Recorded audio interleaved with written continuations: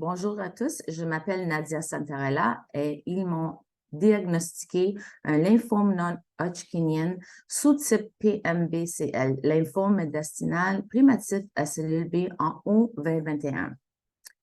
Je veux partager avec vous comment j'ai été diagnostiquée et les traitements que j'ai dû subir pour arriver à ma remission complète. À la mi-juillet 2021, pendant le COVID, j'ai commencé à avoir une douleur dans la poitrine qui allait et venait à l'aide de médicaments pour réduire ma douleur, mais j'étais inquiète car mon rythme cardiaque était assez élevé. Au début, j'en ai rien fait car je pensais que ça allait disparaître. Mais au fur et à mesure que les jours passaient, la douleur progressait de plus en plus chaque jour. C'est à ce moment-là que j'ai décidé d'aller à l'hôpital car je croyais que j'avais une crise cardiaque, mais à ma grande surprise, après des heures de tests et d'analyses, on m'a dit que j'avais un masse inséré entre mon cœur et mes poumons mesurant 10 cm. Je n'arrivais pas à y croire. J'avais l'impression que mon monde s'effondrait. Le voyage de mon cancer avait commencé. Après ma première rencontre avec mon oncologiste, j'ai vraiment cru que mon parcours pour combattre mon diagnostic de cancer allait être rapide et facile. Mais je ne le savais pas. Cela a pris plus de temps que je ne l'avais prévu ou anticipé. Cela a commencé par 6 traitements R-CHOP, beaucoup de hauts et de bas, des transfusions de sang, des visites aux urgences. Les traitements ont terminé en décembre 2021 et j'étais tellement soulagée d'avoir terminé mes traitements. Malheureusement, j'ai eu une réponse partielle au traitement, ce que signifie que ce n'était pas terminé. J'ai été extrêmement déçue d'apprendre que j'avais besoin d'un traitement différent. Il était suivi d'une greffe de cellules souches, de traitement de chimiothérapie qu'il allait recevoir en juin 2022, ce que s'est jamais produit, car j'avais rechuté. Bien que ma tumeur me mesurait plus que 2,6 cm, je devais continuer à me battre et que mon prochain traitement serait l'immunothérapie CAR-T. Alors que j'étais assis avec mon oncologiste et je l'attendais d'écrire tous les effets secondaires, j'avais tellement peur, comme beaucoup d'entre vous, parce que vous vous demandez si cela fonctionnera enfin. Combien de temps dois-je encore suivre les traitements? Est-ce que d'entraîner enfin les mots remission? Ensuite, la plus grande frayeur, bien sûr, ce sont les effets secondaires qui accompagnent le CAR-T. Laissez-moi être la première de vous dire que c'est un traitement effrayant, mais il peut vous sauver la vie. Mon médecin et l'équipe avaient décidé que j'aurais un pont. On m'a dit que le taux de réussite d'un pont était beaucoup plus élevé pour obtenir une rémission que de faire uniquement la thérapie CAR-T et la chimiothérapie lymphodépléante. Ce que cela signifiait, c'est que je serais hospitalisée pendant environ 3 semaines en fonction de la façon dont je répondais à la thérapie. J'ai eu besoin de 5 traitements de radiothérapie, suivis d'une chimiothérapie lymphodéplétive pendant 3 jours consécutifs, puis d'une pause de 2 jours avant que mes lymphocytes CAR-T soient reperfusés.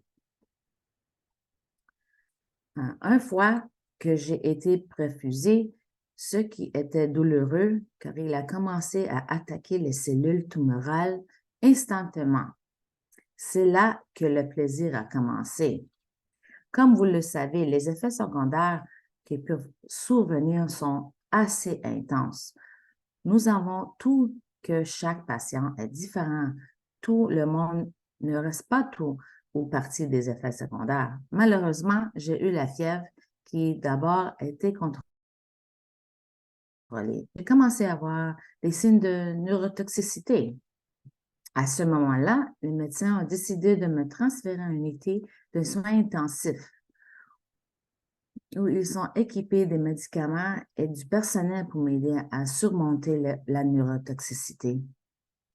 Je dois admettre que je me souviens très peu de cette expérience. Je me souviens d'avoir été amenée seule dans une pièce isolée dans l'unité soins intensifs et d'avoir parlé à l'infirmière.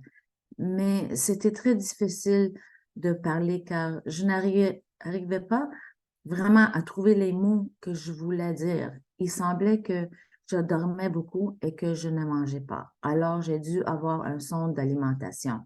À partir de ce moment-là, je ne me souviens pas vraiment de grand-chose. La prochaine chose que je me suis, c'est que je retournais dans ma chambre où je suis restée pendant 21 jours jusqu'à ma réhabilitation. Je me sentais extrêmement faible et je n'étais pas capable de marcher car mes muscles s'étaient affaiblis et je me sentais étourdie car ma tension artérielle était basse, ce qui est assez courante avec la thérapie CAR-T. J'ai finalement eu mon congé et j'étais soulagée, mais cela n'était pas duré longtemps. J'étais si faible, fatiguée et ma tension artérielle était extrêmement basse. Comme vous le savez, peut-être vous ne devez pas être seul pendant la première mois en raison de tous ces symptômes. Vous deviez continuer à vous surveiller à la maison. Ce que comprend votre neurotoxicité, votre température peut vous assurer que vous n'avez pas de fièvre et pour surveiller votre tension artérielle. Ma tension artérielle était trop bas et après 5 jours à la maison, j'ai dû retourner à l'hôpital pour être surveillée de près car je ne mangeais pas assez parce que je me sentais si faible. Je suis restée encore 2 semaines, mais c'était la bonne décision car j'étais trop faible pour être à la maison.